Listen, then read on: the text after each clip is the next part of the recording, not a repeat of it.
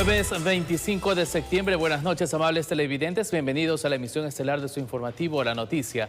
Iniciamos contándoles que 2 personas murieron calcinadas tras sufrir un accidente de tránsito en Manta, provincia de Manabí. El violento choque entre un carro y una motocicleta provocó que ambos vehículos se quemaran en cuestión de minutos. Así fue el violento choque entre un auto y una motocicleta que provocó la muerte de sus 2 conductores que quedaron calcinados tras el incendio de los vehículos. Una escena en la cual están los automotores en llamas, una persona en la parte externa y una persona dentro del habitáculo de la conducción del vehículo. Desconociendo bajo qué circunstancias se provocó el accidente, pero sí evidenciando de que había una exposición de un 80-90% de las llamas contaminando ambos automotores. El hecho ocurrió en la ruta del Espóndilos a la altura del barrio San Carlos en Manta, provincia de Manabí. Aparentemente es un choque lateral angular con las 2 personas, los 2 conductores fallecidos, incinerados también, se le podría indicar. Pero que el vehículo quería girar en U. Eso está por investigarse, se conoce por el impacto que se encuentra en la motocicleta y los daños que tiene el vehículo, se le puede decir que ha sido un choque lateral angular.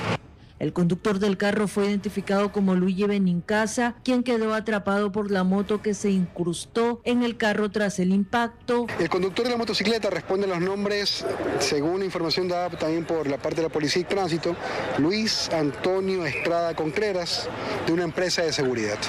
El Cuerpo de Bomberos de Manta, que atendió la emergencia, informó que las víctimas tenían más del 80% de quemaduras en su cuerpo. El de la parte externa en un porcentaje de un 80%.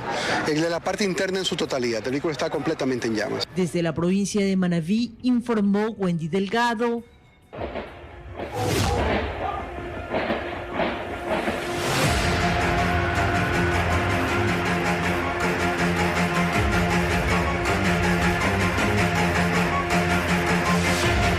...17 muertos, varios de ellos decapitados... fue el resultado de una nueva masacre en la cárcel de Esmeraldas. Todo se habría desencadenado tras un enfrentamiento entre miembros de 2 grupos de delincuencia organizada.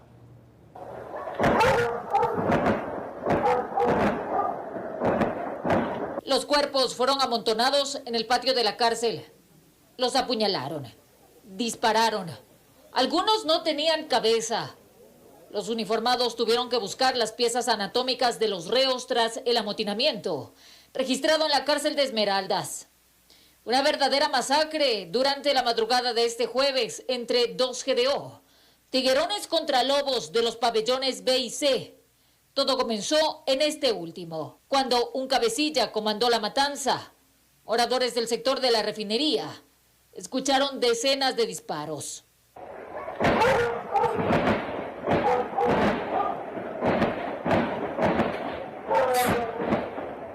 Al tratar de intervenir, los gendarmes también fueron recibidos a bala. Al amanecer ingresaron de a poco y fueron sacando los cadáveres.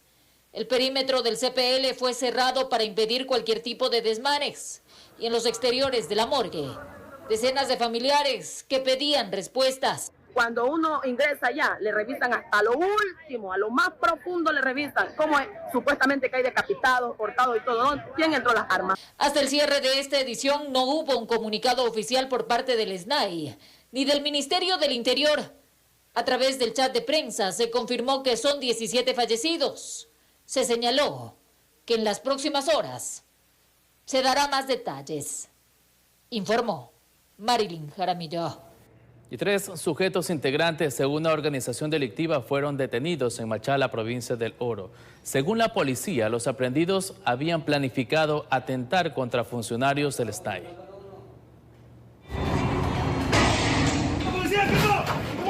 Fue en esta vivienda ubicada en la ciudadela Las Brisas del cantón Machala, donde habían hecho su base 3 presuntos integrantes de una organización delictiva, quienes al parecer pretendían ejecutar un ataque armado. Que luego de un levantamiento de información, se tiene la alerta que un grupo de personas estaría planificando un atentado en contra de funcionarios del Centro de Privación de la Libertad de acá del Oro. En la incursión detienen a 2 sujetos. Tras indagaciones se supo dónde estaría el tercer sospechoso. Los agentes ejecutan una segunda operación de búsqueda y captura. Se trasladan a otro inmueble y logran la aprehensión de alias Zarigüeya, quien fue capturado en las calles Sauce y Pichincha y en su poder se encontró una arma de fuego tipo pistola marca Taurus.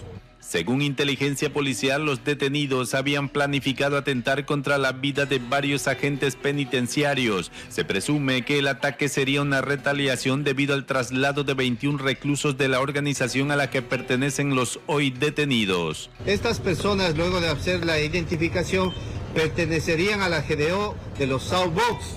Recordemos a la ciudadanía que tuvimos un evento de connotación donde tuvimos una crisis, la cual fue puesta en conocimiento de la policía y nosotros ejecutamos un protocolo de actuación que nos permitió restablecer el orden de este centro de privación de libertad. Como evidencia, se decomisó un subfusil, una pistola, munición, radios de comunicación y $230 americanos. Asimismo, en uno de los inmuebles allanados se recuperó esta camioneta que estaba reportada como robada y al parecer había sido utilizada en varios hechos delictivos. Informó Richard Ceballos. Y un ciudadano de aproximadamente 25 años fue encontrado sin vida y maniatado en un sector de difícil acceso perteneciente a la cooperativa Fortín de la Flor, esto al noroeste de Guayaquil. El cuerpo se encontraba tendido sobre una rampa que conduce hacia una vivienda de caña, con las manos atadas y con su rostro apuntando al cielo. La víctima no era habitante de ese domicilio y según los testigos tampoco era conocido en el barrio. Al verificar se pudo observar que sí contaba con impactos de orificios sobre su cabeza, posiblemente producidos por un arma de fuego. La misma que se encuentra recabando de igual manera información las unidades investigativas para determinar los hechos del posible suceso. Aproximadamente se pudo determinar 3 orificios de ingreso y salida. Al fallecido lo dejaron botado en una zona de difícil acceso perteneciente a la cooperativa Fortín de la Flor, en el noroeste de Guayaquil.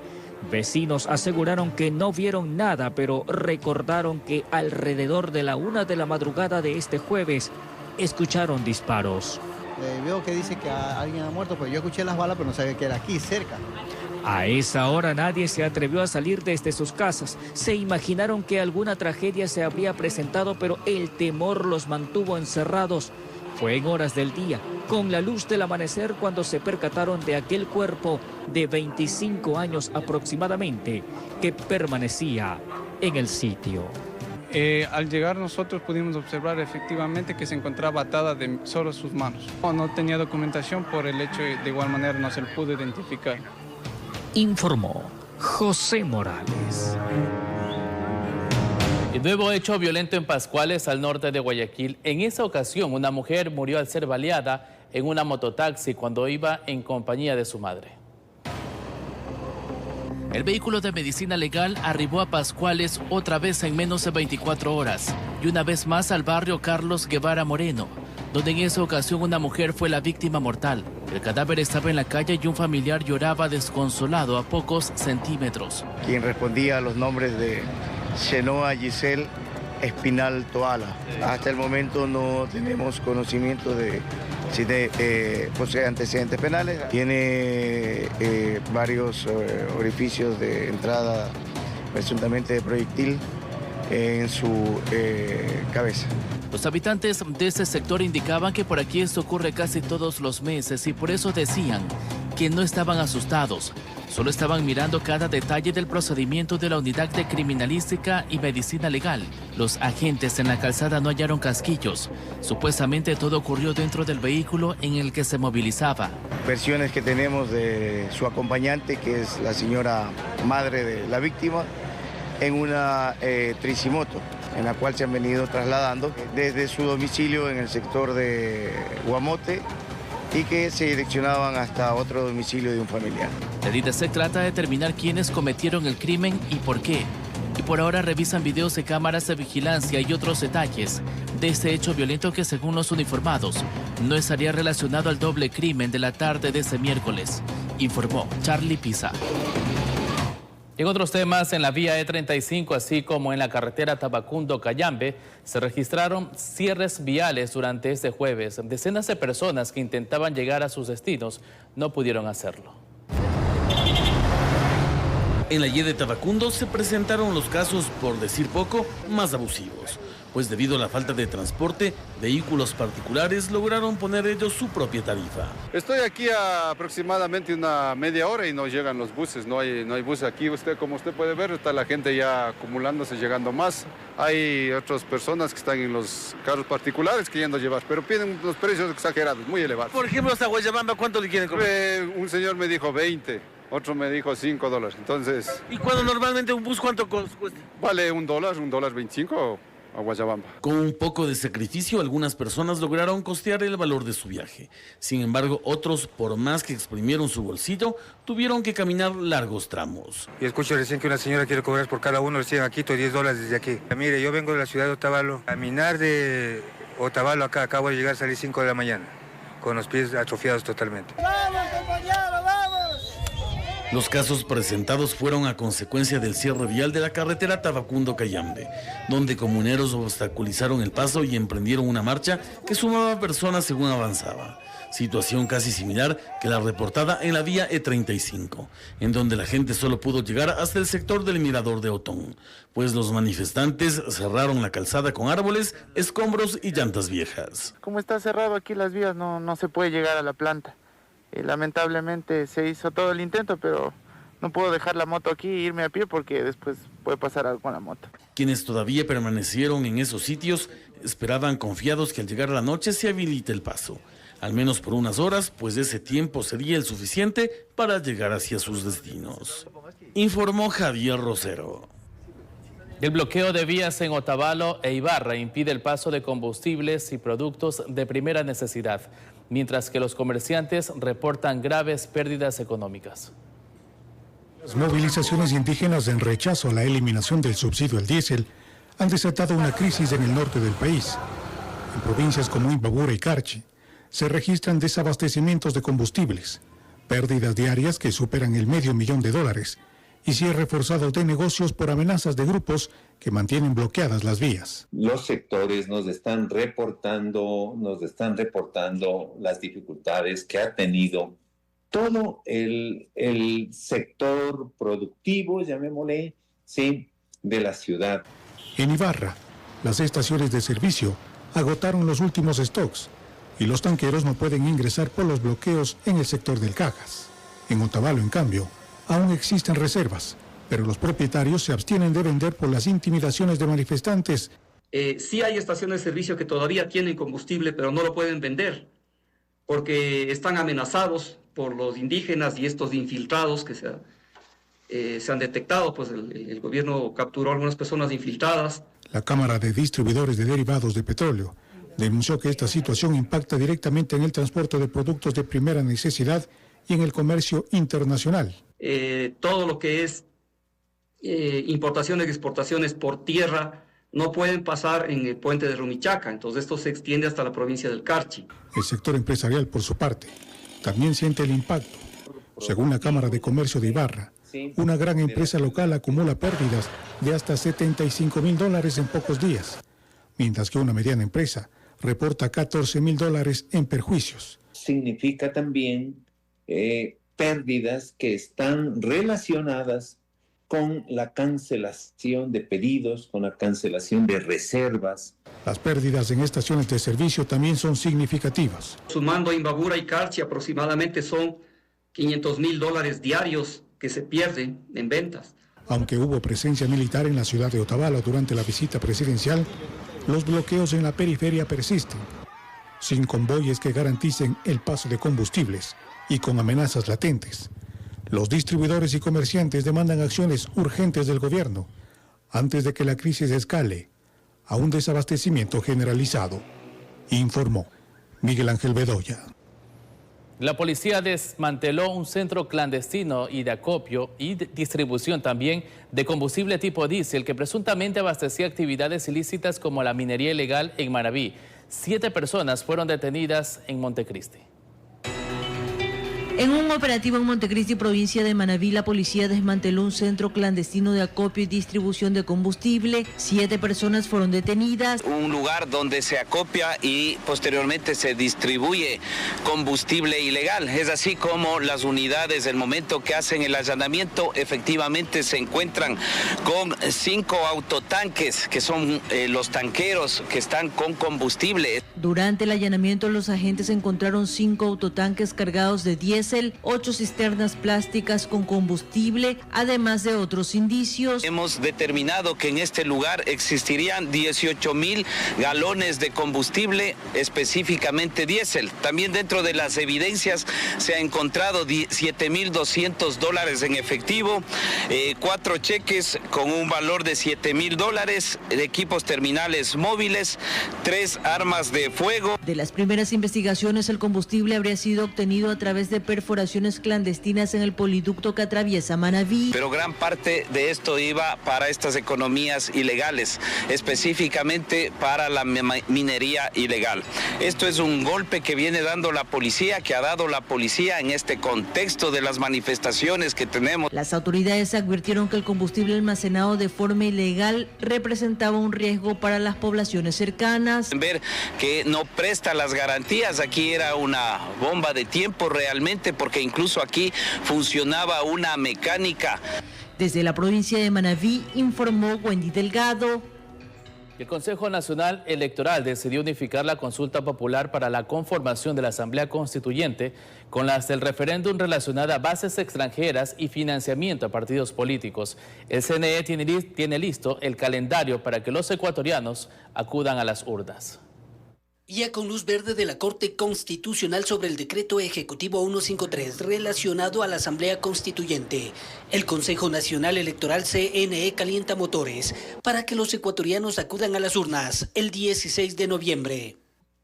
La experiencia me ha enseñado que los grandes cambios no nacen de decisiones individuales, sino de la voluntad colectiva que se expresa libremente en las urnas.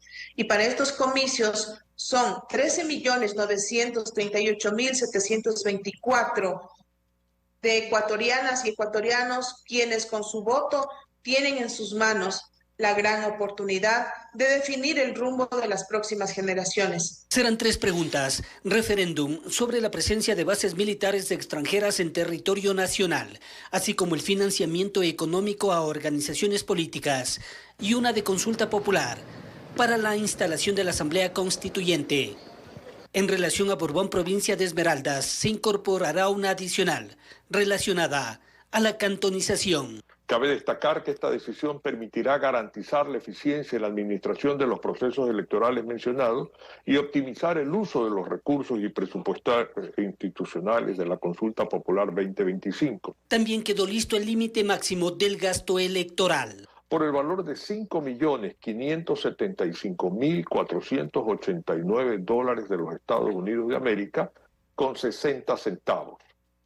Los mismos que serán divididos de acuerdo a las opciones. Así tenemos que para la opción sí, el 50% de este valor corresponderá a 2.787.744,80. La opción no, 2.787.744,80. En el caso de que se dé paso a la constituyente, para febrero se definiría en las urnas sus integrantes. Ya tengo los asambleístas constituyentes. ¿Sí? Son 6 meses para elaborar la nueva constitución. Y una vez que ya tengamos el libro escrito, se vuelve a las urnas y se le pregunta al país, esta nueva constitución, este proyecto de constitución, ¿usted está de acuerdo cómo está? ¿Sí o no? Con lo que se podría llegar a las seccionales del 2027, informó Héctor Romero. La declaratoria de emergencia en la función judicial dependerá de la resolución que adopten en los próximos días los nuevos vocales del Consejo de la Judicatura y sus equipos técnicos, quienes asumieron funciones este jueves. La alfombra roja en medio de honores hicieron su ingreso los nuevos vocales para ocupar sus despachos en el Consejo de la Judicatura. El titular Mario Godoy, Magali Ruiz, Alfredo Cuadros y Damián Larco, luego de mantener su primera reunión de trabajo a puerta cerrada por aproximadamente 15 minutos, revelando en qué consistirá su accionar. Queremos transformar a la justicia, dar un giro positivo y, como lo he dicho, si bien es cierto es una tarea dura, aquí no se trata de salvar absolutamente a nadie ni decir que todo, absolutamente todo en la función judicial está bien. Hay problemas que deben ser resueltos de manera urgente. No puede ser posible que haya jueces vacunando a jueces, ¿sí? Y eso es lo que vamos a cortar de raíz. Para restablecer la confianza en la administración de justicia, pues debemos empezar por las cabezas. Las cabezas que estamos aquí tenemos una trayectoria de transparencia.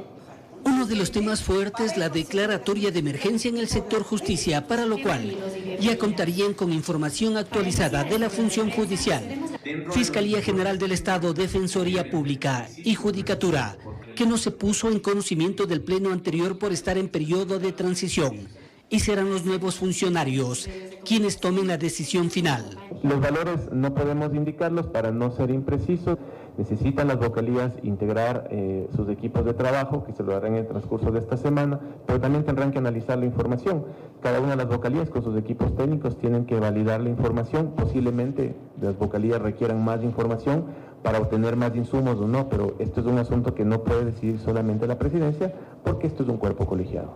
Prefiriendo no desviar la atención por lo que pueda salir de una posible asamblea constituyente. En derecho se dice que la mera expectativa no constituye derecho.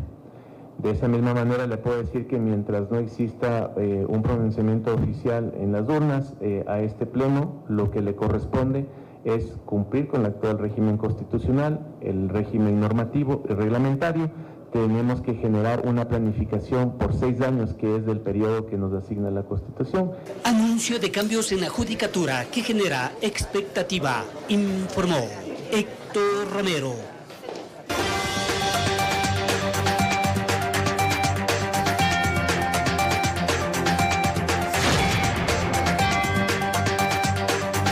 Ahora hacemos contacto con Maite Morán, quien se encuentra en el norte de Guayaquil, donde desde horas de la tarde se registra un incendio forestal. Adelante, Maite, te escuchamos.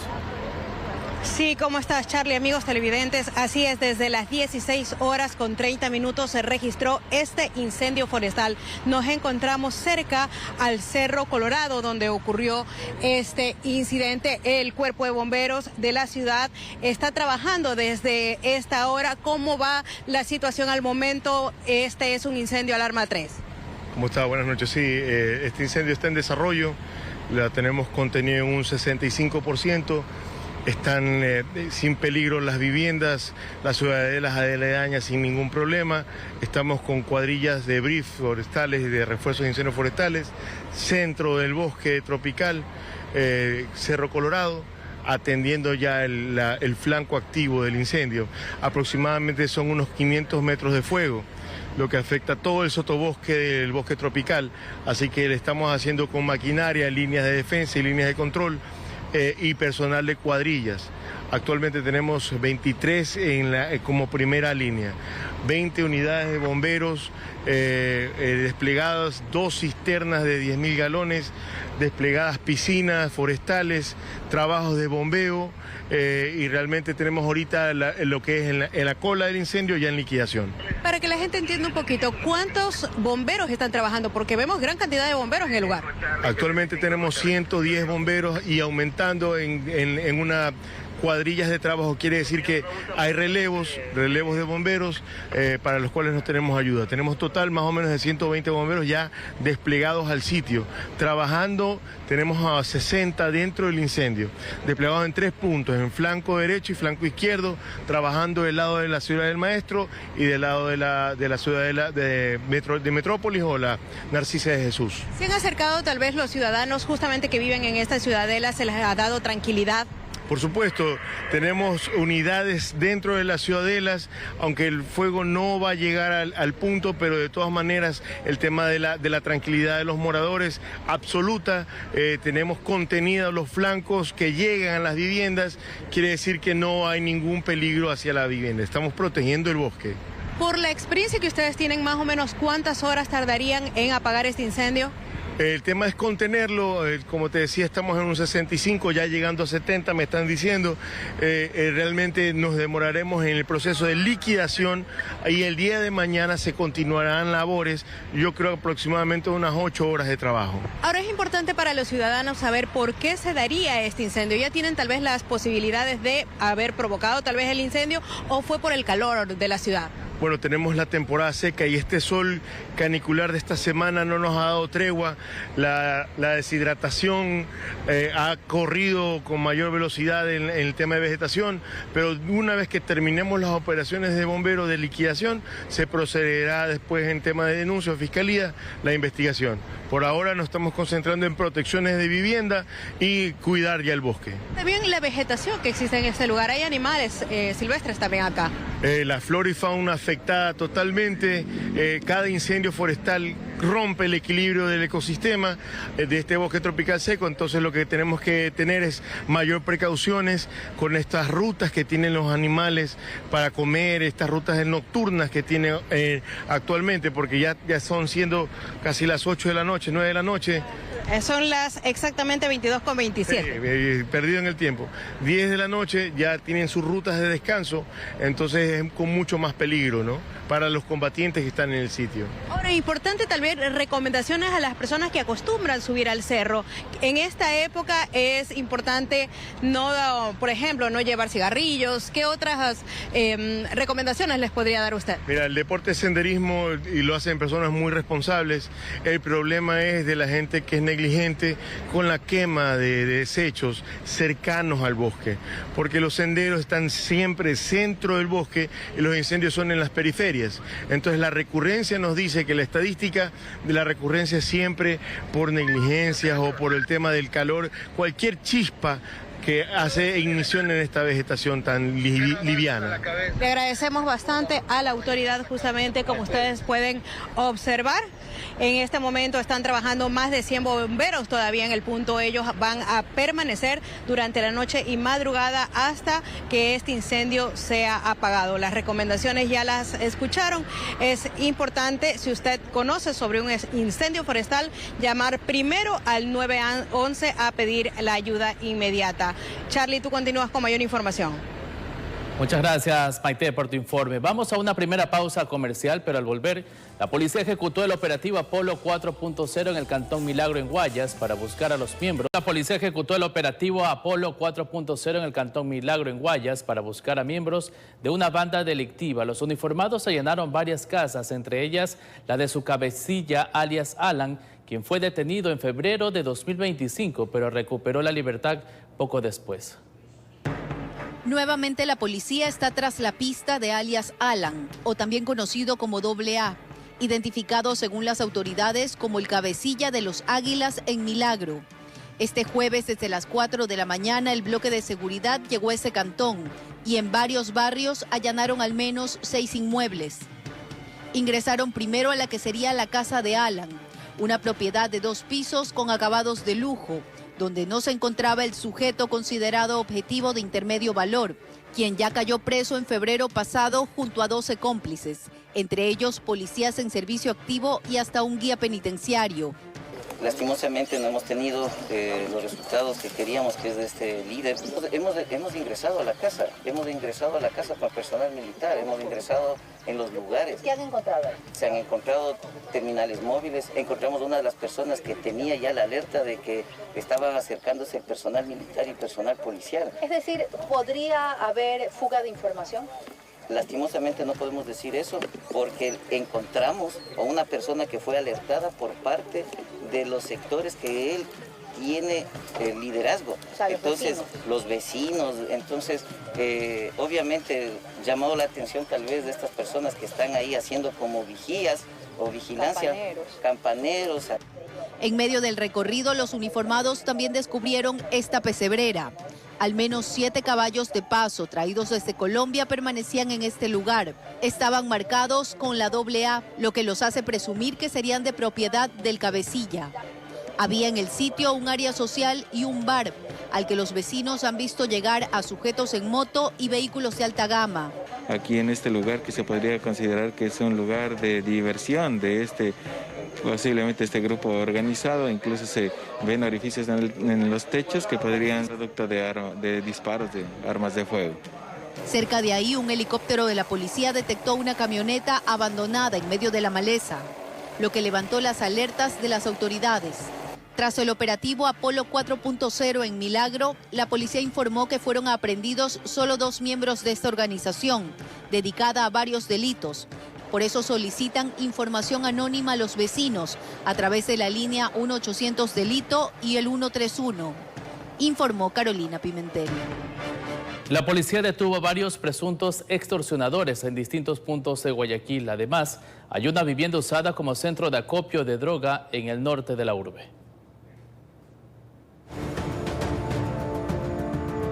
Los aprehendidos en uno de los casos son 2 hombres y 2 mujeres acusados de extorsionar al propietario de un local ubicado en el sector de Mapasingue, a quien le exigían el pago de $1.000 a cambio de no atentar contra el establecimiento. El coronel Francisco Zumárraga, comandante de la zona 8, da detalles de su captura. Los 2 varones tienen antecedentes por robo. Acá tenemos como evidencia los 2 comprobantes de pago que se habían realizado por esta extorsión y 4 terminales móviles, los cuales pasarán con la respectiva cadena de custodia. En otro caso, personal de la UNACE, con el apoyo del Grupo de Intervención y Rescate, ejecutó un operativo en el centro de Guayaquil y logró aprender a 4 sujetos acusados de extorsionar a un comerciante por la cantidad de $10.000. Son 4 las personas implicadas, una de ellas actuando desde el interior de un centro de privación de libertad. Como evidencia son 2 vehículos, 2 terminales móviles. De los 4 aprehendidos, 3 de ellos tienen antecedentes. Asimismo, tras labores de inteligencia, la policía logró ubicar una vivienda en la ciudadela Sauce 6, en el norte de Guayaquil, utilizada como centro de acopio y distribución de droga por el grupo de delincuencia organizada Chone Killers. Luego de la intervención, se lograron incautar como indicios y evidencias un arma de fuego tipo pistola, 2 alimentadoras, 15 cartuchos, 45 bloques de marihuana, 3 fundas adicionales de marihuana con sustancia sujeta a fiscalización, un chaleco de protección balística y 3 balanzas. Por otro lado, en cumplimiento a la notificación roja emitida por la Interpol, la policía capturó a una ciudadana polaca, a quien se le atribuyen en su país varios delitos como apropiación indebida de fondos y fraude. La extranjera estaba por terminar una sentencia de 10 años en nuestro país por narcotráfico. En la zona 8, en lo que va del año, se ha aprehendido a más de 8.530 sospechosos, se ha aislado a 429 menores, se han decomisado 1.741 armas de fuego, 34 toneladas de droga han sido decomisadas y se han recuperado 1.158 carros reportados como robados y 1.587 motos reportadas como robadas, informó Wilber Quiñones.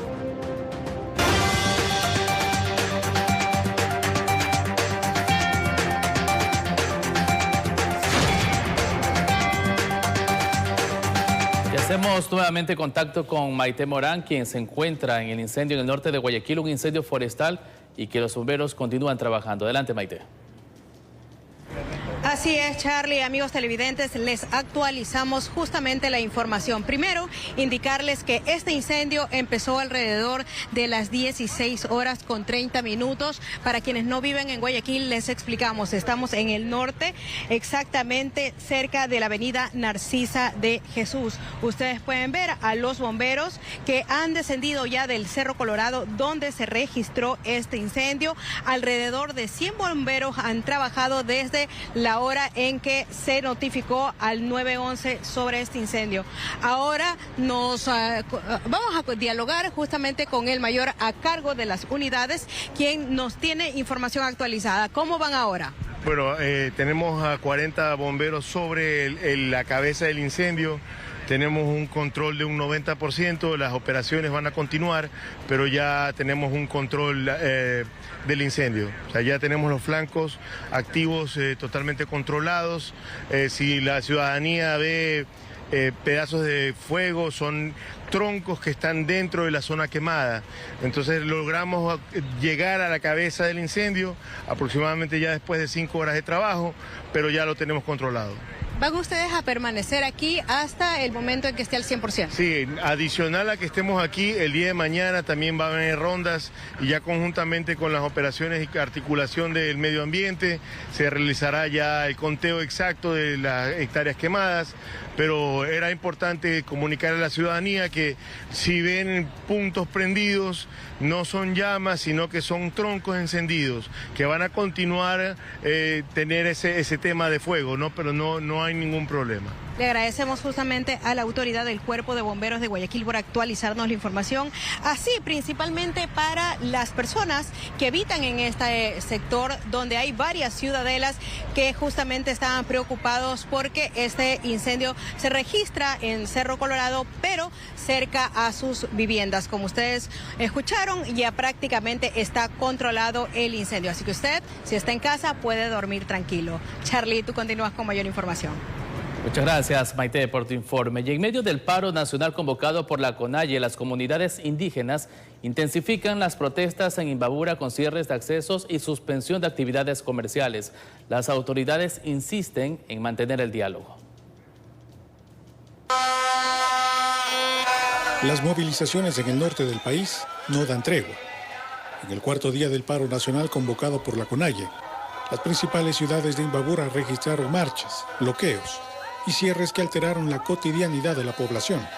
En Ibarra, alrededor de 500 manifestantes del pueblo quichua Caranqui recorrieron el centro de la ciudad. Aunque la convocatoria anunciaba una movilización pacífica, los protestantes con palos en mano exigieron a gritos el cierre de locales comerciales, instituciones públicas y centros de abasto. El mercado Amazonas, el más importante de la capital provincial, fue cerrado por los propios comerciantes ante el temor de saqueos.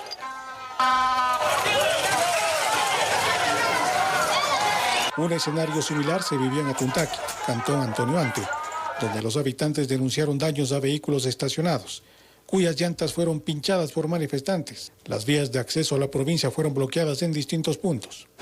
El ingreso sur de Imbabura permanece cerrado, mientras que al norte la carretera estuvo interrumpida por cerca de 2 horas. La gobernadora de Imbabura aseguró que los espacios de diálogo con las comunidades se mantienen activos y confió en que en el corto plazo se logren acuerdos. Estamos en diálogos, esperamos que esta situación pueda resolverse lo más pronto. Como les indicaba desde el inicio, toda la cartera del Estado se encuentra en territorio. También ratificó que los beneficios ofrecidos por el gobierno para los transportistas se están cumpliendo. La plataforma que el gobierno ha implementado está activa y está trabajando de manera normal y con esto estamos realizando el desembolso a los transportistas. Desde Antonio Ante, el alcalde llamó a la prudencia y a la corresponsabilidad de todos los sectores sociales para garantizar el bienestar de la ciudadanía en este momento crítico. Más allá de las diferencias, existe una voluntad de absolutamente todos de proteger a Antonio Ante, de cuidar a todas las familias y de buscar soluciones que conduzcan hacia esa paz tan anhelada, la dignidad y el desarrollo de nuestro cantón. En paralelo, los dirigentes del movimiento indígena de Tungurahua anunciaron que se unirán a la paralización nacional contra la eliminación del subsidio al diésel, aunque no definieron la fecha de inicio de sus movilizaciones. Hemos sacado una resolución que Tungurahua va a activar la resistencia al paro nacional, mis estimados compañeros. Informó Miguel Ángel Bedoya. Y el presidente Daniel Noboa cumplió agenda en Ambato, provincia de Tungurahua. El jefe de Estado participó en la entrega de 40 tractores y de asistencias a una cooperativa de ahorro y crédito. En la primera parada del presidente de la República, Daniel Noboa, en su visita a Ambato, específicamente al Parque de la Familia, zona alta de la ciudad, se entregaron 100 títulos de propiedad, créditos a mujeres de los sectores rurales y, lo más importante, 40 tractores a asociaciones productivas. En una semana ya hemos entregado más de 81.630 bonos países que representan más de 81 millones de dólares. Queridos tungurahuenses, nuestro gobierno está aquí para defender a las familias trabajadoras y para proteger a quienes con esfuerzo salgan adelante el Ecuador. Quienes bloquean calles, quienes destruyen los bienes públicos y privados o amenazan la tranquilidad de los ciudadanos deben entender que la justicia no alcanzará y que enfrentará a la cárcel. Allí también estuvo Danilo Palacios, principal del Ministerio de Agricultura y Ganadería. Hoy día con la entrega de tractores, 40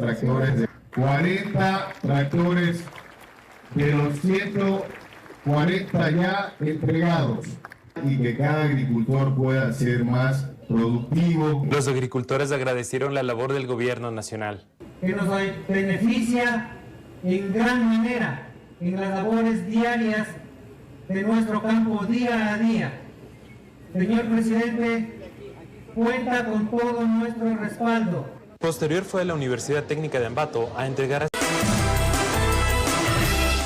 Seguimos informando y ahora les contamos que un operativo liderado por Emiratos Árabes Unidos, que se coordinó en conjunto con 14 países, incluido Ecuador, permitió rescatar a menores de edad que eran explotados sexualmente.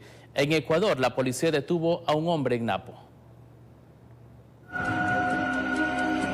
Ecuador, Rusia, Tailandia, Indonesia, Nepal, Serbia, Perú y otros 7 países, bajo la iniciativa de Emiratos Árabes Unidos, participaron en una gran operación denominada Guardián 11 para combatir los delitos de explotación sexual en línea. 165 niñas y niñas adolescentes rescatadas a nivel mundial, 188 personas detenidas, 28 redes delictivas desarticuladas y la desactivación de una gran cantidad de cuentas electrónicas que utilizaban estos individuos para realizar este tipo de actividades ilícitas. En Napo, provincia de Pastaza, la policía identificó a un sujeto que a través de una cuenta virtual almacenaba y descargaba material de abuso sexual infantil.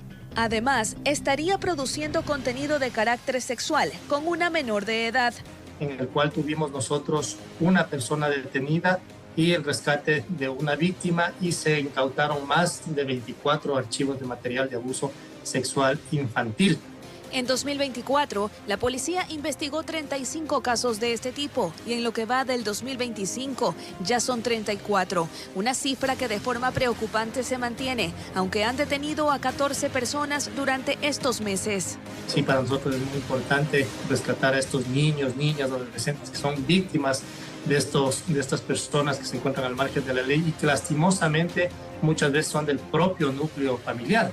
Nosotros de muchos de las investigaciones que hemos tenido, lastimosamente los agresores sexuales son padrastros, son hermanos, son primos, son tíos. Informó Adriana Peralta. Un ataque de sicarios acabó con la vida de una dirigente y activista en Manta, provincia de Manabí. La víctima era vocera de los familiares de los 21 pescadores desaparecidos y fue asesinada dentro de su negocio. De la misma forma, mataron al dueño de un restaurante en Jaramijó. En menos de 6 horas, 2 personas fueron asesinadas al estilo sicariato en el distrito Manta, en la provincia de Manabí. María Cho es dirigente y reconocida activista y vocera de familiares de 21 pescadores desaparecidos. Fue asesinada. La señora es una conocida dirigente de la ciudad. Estamos indagando las circunstancias o cuál sería la razón por la cual ocurrió este hecho, este trágico asesinato. El crimen ocurrió mientras la víctima se disponía a abrir su local de encebollados, ubicado a una cuadra del municipio y frente a la delegación del IES. Que llegó un carro y que comenzó a dar bala a ella y está dentro del tequito. La mujer recibió varios disparos en la cabeza. Su asesinato ha generado conmoción entre vecinos y autoridades. Hemos perdido a una gran amiga de la ciudad, dirigente barrial y de su gremio de vendedores de comida aquí en el centro. La policía investiga el móvil de este ataque violento contra la víctima, que era familiar de uno de los 21 pescadores que desaparecieron a bordo de un barco atunero en diciembre de 2024. Los familiares muy herméticos, no quieren dar a conocer mayor situación, pero de lo que se conoce ella era denunciante de un caso y así también parece que tenía otras situaciones en relación pues también con sus familiares. Nuestras unidades especializadas están tratando de encontrar algún tipo de relación que exista de este hecho violento con casos que tenemos bajo investigación. En el cantón Jaramijó se registró otro crimen. Edgar Marín Mero, de 55 años de edad, dueño de un restaurante, también Quien fue asesinado a balazos dentro de su negocio con cámaras de guardia. La policía dio un golpe clave contra la delincuencia en el cantón La Libertad en Santa Elena. Varias personas fueron detenidas por su presunta participación en un sicariato registrado dentro de un centro comercial. La rápida reacción de la Policía Nacional permitió la captura de varios sospechosos vinculados al asesinato ocurrido el último miércoles en un centro comercial del Cantón La Libertad. La operación, ejecutada pocas horas después del crimen, permitió obtener evidencias que reforzarían la investigación. Se logra detener a 3 ciudadanos. 2 de ellos presentan antecedentes, inclusive uno por asesinato, el otro tiene antecedentes, 4 detenciones por tenencia de armas. Estos 3 ciudadanos que han sido detenidos vinculados a la muerte violenta se pertenecerían a la estructura criminal Los Lagartos. Entre los detenidos se encuentran el conductor de una motocicleta y el de un taxi, quienes habrían colaborado en el sicariato. El ciudadano llega a pie, ingresa al local comercial, victima al ciudadano, sale, se sube en una motocicleta, deja la moto y posterior se sube en el taxi. Entonces están detenidos el conductor del taxi y el conductor de la moto. En los allanamientos se incautaron armas de fuego, dinero en efectivo y varios vehículos reportados como robados. Los agentes también encontraron uniformes similares a los de la institución policial, que según las primeras indagaciones habrían sido utilizados para facilitar actividades delictivas. Estamos ya haciendo ciertas verificaciones también técnicas para determinar en qué otros hechos han participado. La víctima mortal fue identificada como Richard Humberto Magallán Beltrán. El autor material del sicariato aún no ha sido localizado, pero la policía asegura que su captura sería inminente. Tenemos información que es un ciudadano de origen venezolano que estaría viniendo desde Guayaquil, siendo contratado por las estructuras. Desde la provincia de Santa Elena, informó Darwin Villao. Y así finalizamos la emisión estelar. Agradecemos su amable sintonía. Mañana hay más información en las primeras emisiones. Buenas noches.